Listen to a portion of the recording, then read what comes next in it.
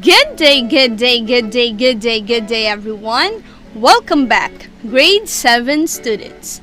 This is your English class with Teacher Ross. How are you today? Are you excited for our new lesson? Very good. We are now on Quarter 4, Module 1, Week 1. For the most essential learning competency, distinguish features of academic writing. For the enabling competencies, organize information about a chosen subject using a graphic organizer, and organize information about a chosen subject using a one-step topic outline. At the end of this session, you are expected to describe academic writing, organize information about a chosen subject using a graphic organizer and or a one-step topic outline, and be mindful or aware of the features of academic writing when expressing thoughts. And today we will discuss features of academic writing. As we all know, the writing process can be stressful, especially when you don't know where to start. That's why you need to begin with a graphic organizer or an outline. Let us start with a graphic organizer. A graphic organizer is a teaching and learning tool that is used to organize information and ideas in a way that is easy to comprehend and internalize. By integrating text and visuals, graphic organizers show relationships and connections between concepts, terms, and facts. Also, graphic organizers are useful educational tools in any subject area. They help students organize their thoughts and ideas for answering questions, function as a pre-writing tool for essays, and provide a visual display of information. Now, when do we use graphic organizers? First, when taking notes about new information in a lesson to organize ideas. Next, after reading a book to organize the plot. Also, when comparing and contrasting two concepts. As a way to help students classify new information into meaningful categories. Also, as a brainstorming tool to generate ideas before students like you begin an assignment, such as a writing task, a set of word problems, or a lab, to gather ideas or formalize procedures. There are many different forms of graphic organizers, each with its own unique way of organizing and displaying specific bits of information. The following examples are a sampling of different types that teachers and students use to better organize their thoughts and to become stronger writers. First, we have a T-chart. A T-chart helps organize ideas into two columns and examine two components of an object, concept, or events. For instance, T-charts can be used in any content area to examine the pros and cons of something, advantages and disadvantages, or facts and opinions. This is an example of a T-chart.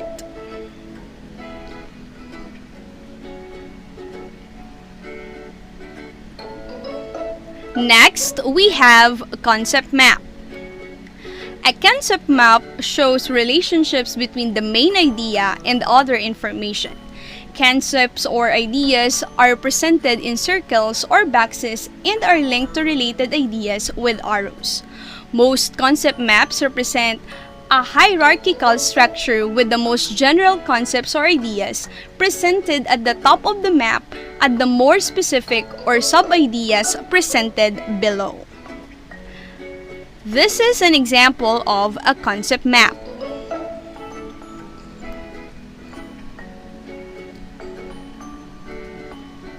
Next, we also have a main idea web.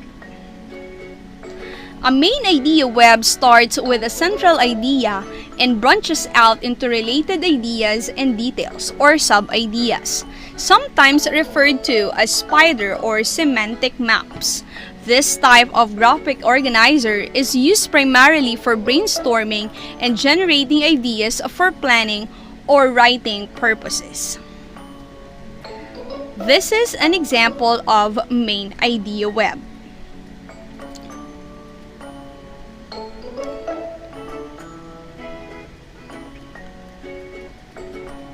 Next, we have Venn diagram.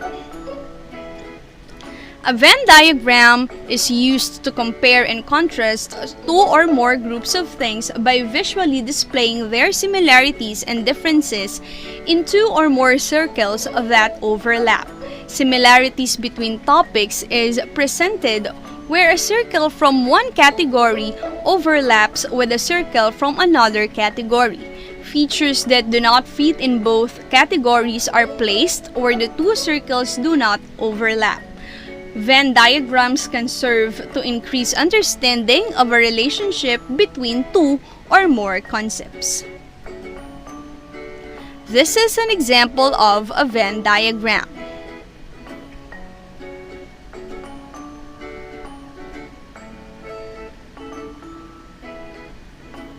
Next, we have sequence chart. A sequence chart or flow diagram presents a series of steps or events in order. Many learners need a visual aid to help clarify a sequence of events in a story or to come to conclusions about different cause and effect or problem and solution relationships between multiple events in a text.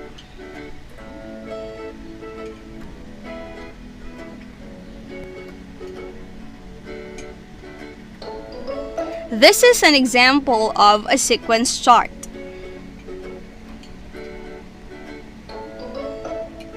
Students like you can use this type of organizer as a flowchart to organize thoughts as a pre-writing activity or as part of a classroom activity that makes students responsible for a portion of a classroom assignment. Okay, we're done with graphic organizer. Now let us have topic outline. But first, what is an outline? An outline is simply a framework for presenting the main and supporting ideas for a particular subject or topic. Outlines help you develop a logical, coherent structure for your paper, making it easier to translate your ideas into words and sentences. Once your outline is complete, you'll have a clear picture of how you want your paper to develop. And when we say a topic outline, it arranges your ideas hierarchically, showing which are main and which are subpoints in the sequence you want, and shows what you will talk about. As the name implies, it identifies all the little mini topics that your paper will comprise and shows how they relate. For example, so this is an example of a topic outline. We have three main points: family problems, economic problems, and peer problems. And there are the subtopics or sub-ideas.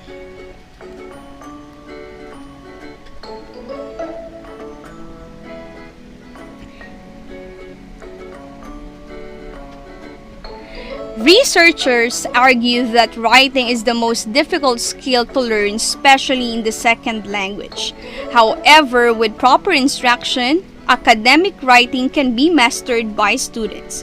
One of the first few steps in writing is to learn its features. But what is an academic writing?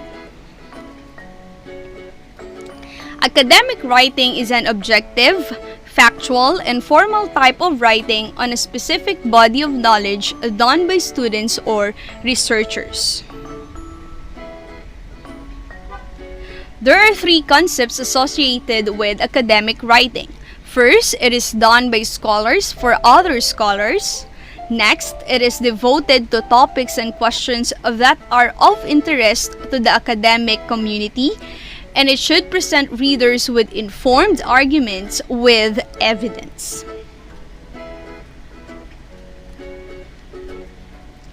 Some of the most common types of academic writing are book report, literature review, lab report, term paper, research paper, thesis, historical research, essay, and many more.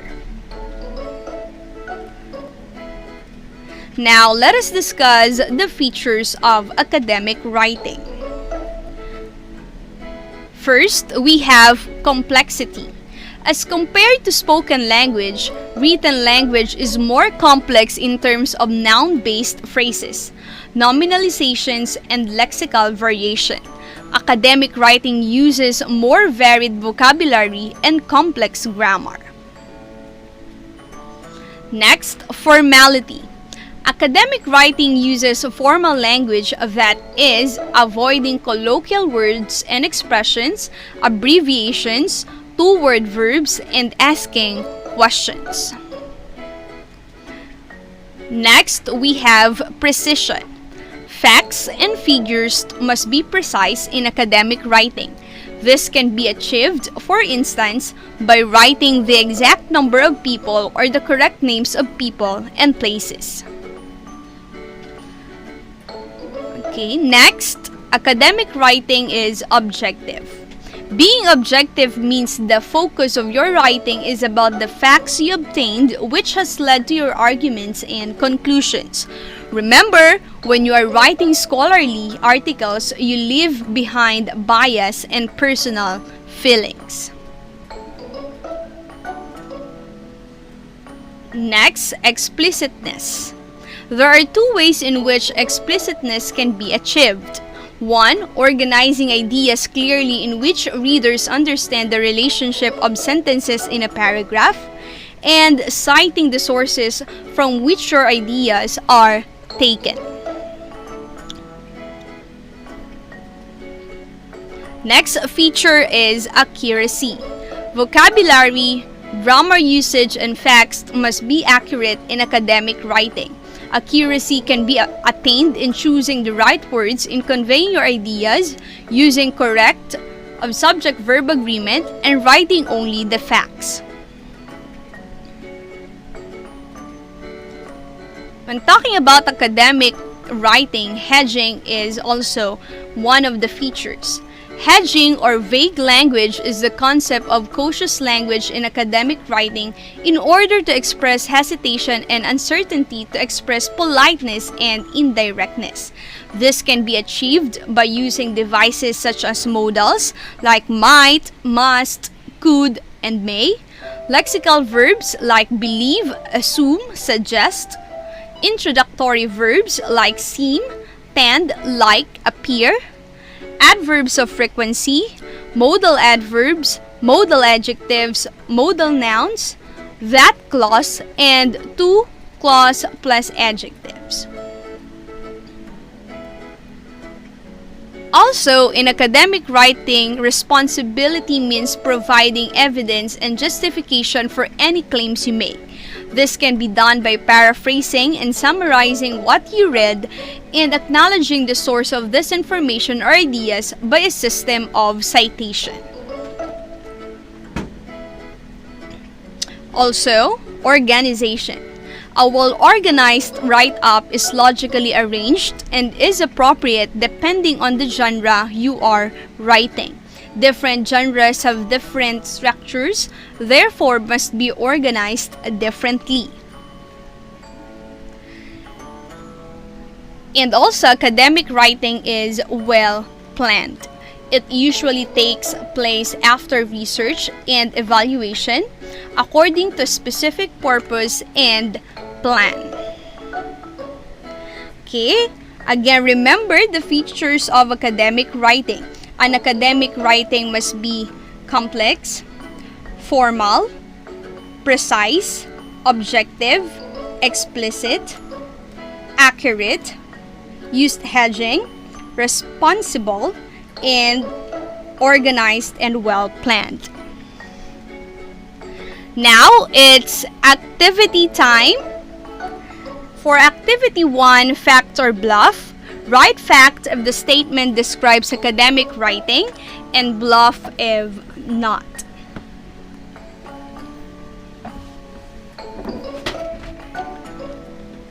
Number 1. It is a type of writing on a specific body of knowledge which is objective, factual, and formal. Is it a fact or a bluff? Okay, very good. It is a fact. Next, it should use colloquial words and expressions. Is it a fact or a bluff? Very good. It is a bluff. So remember, when you do academic writing, you need to use formal language and you should avoid using colloquial words and expressions. Next, its purpose is to entertain. Okay, it is a bluff. So the main purpose of academic writing is to inform or to explain a specific subject or topic. Okay, next activity. So this is called Precedent for a Day. So read the following scenario and instructions. Scenario. As the newly elected Supreme Student Government SSG President, you are given a chance to write an open letter essay to DepEd Secretary Briones. In your letter, you write the challenges that you encounter as a student in the new normal and then write down suggestions that you want to share with the DepEd Secretary. Remember, you are writing a letter to a person in position or authority. It can be considered as an academic writing. Features of academic writing must be considered. You can go back to the discussion part to review them. Before writing a letter, organize first your thoughts using either a graphic organizer or an outline. Write your graphic organizer or outline in your letter on a separate sheet of paper and submit it to your teacher. And your output will be graded based on the rubric written in your activity sheet. Okay, that's it. Let us have now the food for thought about writing. Write what should not be forgotten. Thank you so much for being with me today. I hope you learned something. Good luck and have a nice day. Stay safe. Bye.